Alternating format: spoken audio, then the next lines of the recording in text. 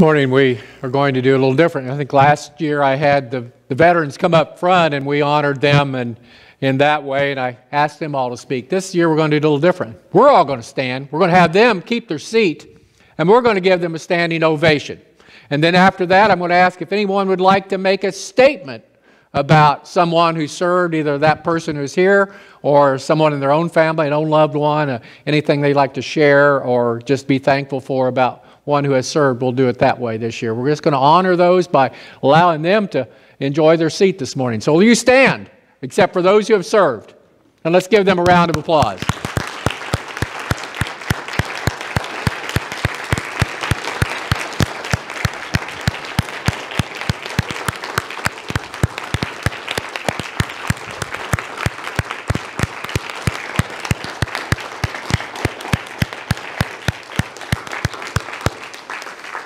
We're touched, aren't we, by their service and thankful. It's been said, not by me, but someone said when they joined the service, they wrote a blank check with their lives and willing to give. So thank you, thank you, thank you, thank you so much. You can be seated. Does anyone like to make a statement about someone who has served this morning?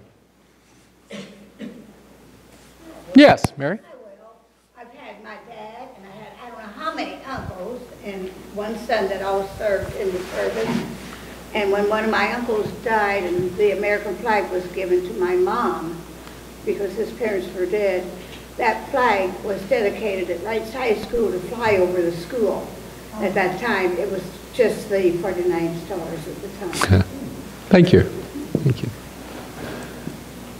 Who else? Yes, one over here. Yes.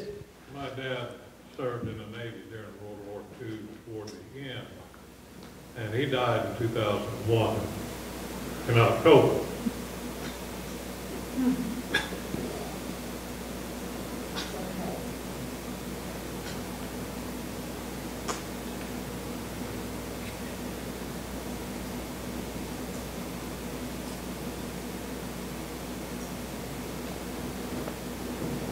He was aboard ship as when the Japanese were using kamikazes toward the end of the war.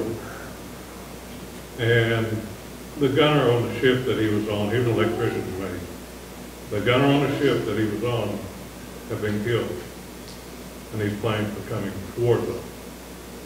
Dad manned the gun, whether he knew anything about it or not, I don't know. Maybe he did. But there was a kamikaze coming toward their ship. And he was able to put the plane down within 100 yards of their ship before he got there. And he told me, he said,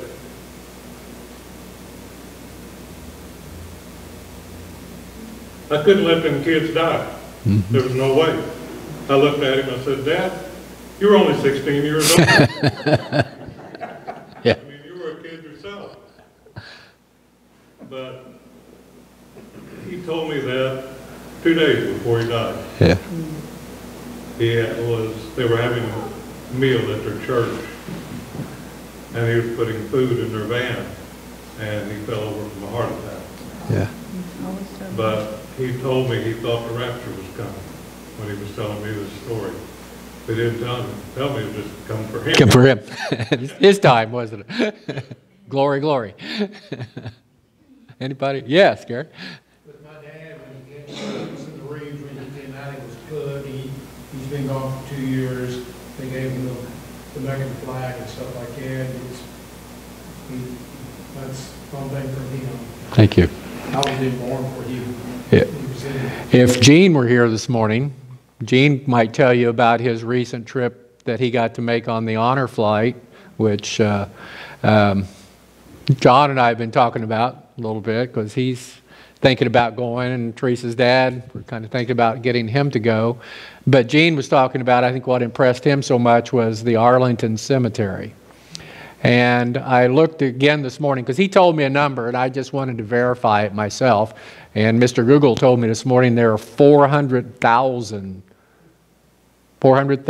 buried, military personnel buried at Arlington Cemetery from not only from the U.S. but 11 other countries as well, buried there in that cemetery. So it's an impressive sight, isn't it, for you that have been there? Yeah. Yes, Barb. My father is a Marine, and I was always taught, once a Marine, always a Marine. And so to this day, I never refer to my father as he was a Marine. I say he is a heavenly Marine. Yeah. Yeah. Yeah. Of course, Greg's dad served in World War II, and maybe you've heard Greg tell the story about his father being shot down and all that. But, and I don't know if he mentioned this or not, but he never shared that with his immediate family. Now, maybe Martha Jean knew the story, but the grandkids got to hear that. Matt, who lives in Korea now, was always into history and things like that, and he shared. Matt knew it probably before. Yeah, as well as I did. You did. Yeah.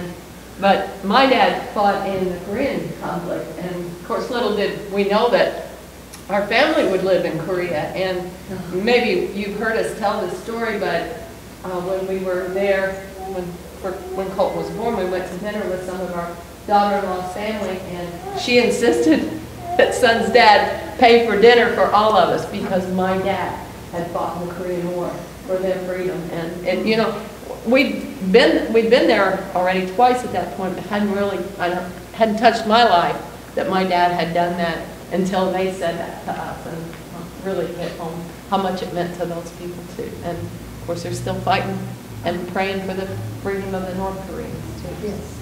Yeah. We're all still doing it. Others? Yeah. Paul?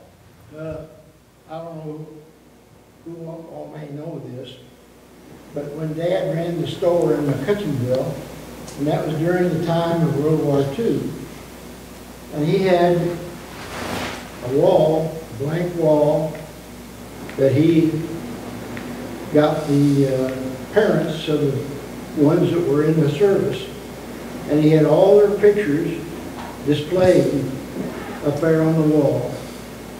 And Bless you. There was 30 some odd of them. I don't remember the exact count right now, but I do have a picture of that wall with all those pictures up on it. Cool. And Vera's husband was on that wall, and I don't remember who else might have been here. But Roy Patterson would have been. The Pattersons would have been, yes, all the Moffats, but there was 5 Moffat boys that were on that wall. And All of one family, all brothers? yeah. Wow. Wow. And anyway, I just thought I'd bring that up. Thank you, Gene. There would have been a large group from McCutcheonville, young boys. 18 years old, they went to war. Yeah. Yeah. My husband was on a destroyer, USS DD 546, USS Brown. I like that passage that Reagan shared there from Joshua. You remember several times in early passage, chapter 1, it talks about be strong and courageous, for I will never leave you or forsake you. And I think a lot of them went with that prayer with them as they went. Yeah. There was, Wait a second. of those pictures, there was 2 gold stars. Was there? Gold star meant they died in Yeah. action. Yeah. One was a young man, just a little bit older than me, died in the Battle of the Bulge in Germany. And another one was one of the McCutcheons that was a pilot, and he was in the South Pacific. And I don't remember exactly. I never did hear the full story about him, how he passed on. Didn't they put a gold star on their window or do something? Yeah, I thought so. Yes. I actually have 2. Turn around so I can hear you. I actually have my great-grandfather and my great-uncle both served. My great-grandfather and my grandfather were in Pearl Harbor when it happened.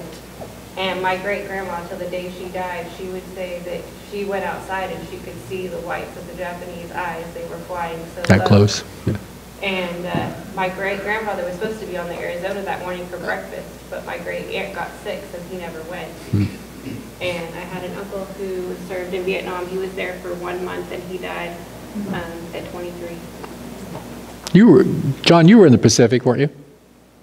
Were you in the Pacific? Yeah. That's what I thought. Guadalcanal, New Britain, and Payload. Yeah. I had uncles who all survived the wars, but one was torpedo, they were submariners. And their second, and I had a cousin still living today who spent 4 tours in Vietnam. Wow.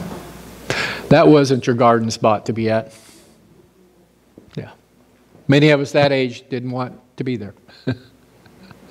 I was thankful for a high draft number. Any others? I will make one statement about my dad. He did get shot down, and the rest of the crew got picked up as POWs except for him. But there's a side story to that, because my mother worked in a parachute plant while the war was going on in Washington, and parachute saved his life. So that was just some of the things that came together during that time. So, any others? Yeah. I have a tradition in my office, if I got a patient who I think who's an older gentleman, or, 75 to 85 to 95, I always ask them, were you a veteran? A lot of times they say yes. So I take the picture. I got 3 albums in my office, on my front desk of the office. Waiting room where all these guys, I got their pictures. I try to find out where they came from, like the Marines, the Navy, the Army, Coast Guard, and I try to write that down next to the picture. Lanny's in there, and Getty's in there. Some other man that I've had Mr. Williams, maybe. My brother's in there. Yeah, her brother was in there. He's the character. He's a character. You amen that, huh?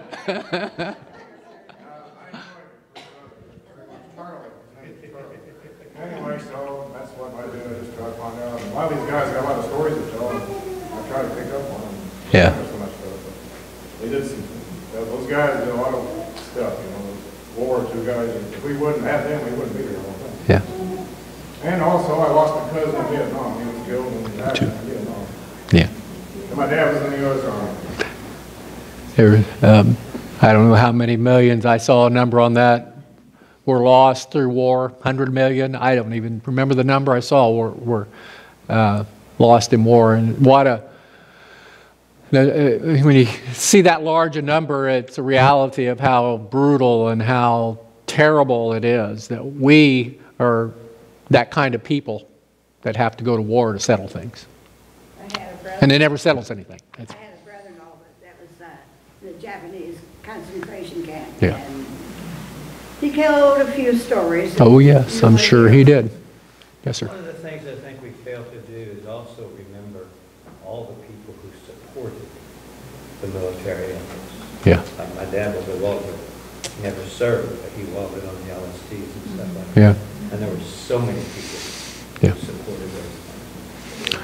I mean, this is sermon time we're using up this morning. That's all right. I think this is, sometimes I'm not one who likes to mix patriotism so much with our spirituality, because I think they are two different things. But yet, there is a thanksgiving, there's a reality, there's a trueness of bringing those together. And we don't want to lose sight of that. We want to remember those and be thankful for what it's part of our thankfulness of who we are as a people to God. I saw another hand here. Of all of our family, as far as I know, the only one that served was a cousin, and he was in Korea. Got frostbite on his feet, almost lost him. But our mother and dad started taking care of welfare children because during World War II, they were going to put women in the factories. And my mother just dreaded that thought. She said, and so she told a neighbor who had a little boy, she said, I would rather take care of children any day than work in a factory. And so this woman says, oh, well, good, I'll go to work in the factory if you'll keep watching. And so she did, and from there on, and afterwards, she had hundreds of welfare children, and she kept some of them for a few hours, some of them for years. I think World War II was a time where people stepped up for one another, didn't they? There was such patriotism. There was? Yeah. I'm going to mention my father. He passed away in 2010, but he was a bomber pilot in World War II. Yeah. And he had 5 kids, and he never really talked to us about the war at all. And I don't know, well, from what my mother said, is that it was such a horrible war that she felt like Dad didn't think that his children should. I think you're right. The story. The trauma was there. And they, many of them, and my father was that case, hid it by not talking about it, I think, or didn't hide it, but that's how they dealt with it. That's a better way of putting it, I think. here. Yeah. Some of those older guys still cry when they talk about their Mm-hmm. buddies. Yeah. Touching. Yeah. Watched, I don't know if any of you perusing TV yesterday, there were a number of shows on, and there was one I watched that really touched me about World War II. So, you know, especially about Patton. My dad, when he was in the Marines, my grandmother, he had a little kid he carried with him on his belt. That's what saved his life. While I was old enough, my grandmother gave that to me. That's when I remember Dad from the Marines. Yeah. That little stuff kitty cat was about like that. That's what kept him from getting killed. I watched something, some of the realities, some of the things that happened during war we don't want to ever see again, for especially like the Holocaust. Something I saw yesterday, I learned yesterday was when Patton re-entered the war, when he was finally invited back in, when he first discovered the first concentration camp, how that struck him. And you can only imagine walking in on something like that and seeing, I think it was Dachau, and he made all the local people, all the German people who were there, come to see that, so that atrocity would be fixed on their minds, so that they would never, ever, ever wish to be part of that or support anything like that ever again. And so there some things we need to always learn and come through. Anything else? Yes, Paul, one other thing? Some people may not know it, but we have a new museum here in Evansville, down here on Petersburg Road. Yeah. It's a war museum is what they call it.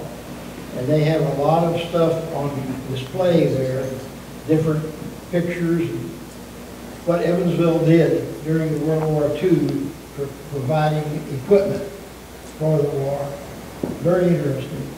Yeah, I don't know if you heard that, all of you, but there is a new museum in town. I haven't been there yet. There's a very good one in Vincennes as well. It's worth your time. Used And to I be don't Johnson's hangar. I don't think most of us realize how many people are serving in the service today. All right. Yeah. Who has someone serving in their family right now? I have a number of folks have people serving now. Yeah. Joe and Sandy's son teaches in a war college. Yes. There's a museum in Terre Haute run by a Holocaust survivor who was part of the English experiments. Well, it's 25 after. I have a sermon, but you know, it'll wait till next week, I guess, won't it? I hadn't really planned for this to go on, but you guys made it happen that way. And thanks for sharing, huh? Offering, yeah, we'll do the offering. Of course, Methodist pastor never, ever allows the offering not to happen. Anything else? Thank you. May God bless you. God bless our service people. May God bless our nation. Might we be a nation first and foremost who is obedient to God, because that's how we treat others. That our full instruction how we treat one another and others, even our enemies, should come from God. Living His Word, living His way. And we pray for a world that isn't evil, that isn't greedy, that isn't selfish. Even our own nation that doesn't deal in that way either. And especially in our case, when we have people, family in Korea, we pray for patience.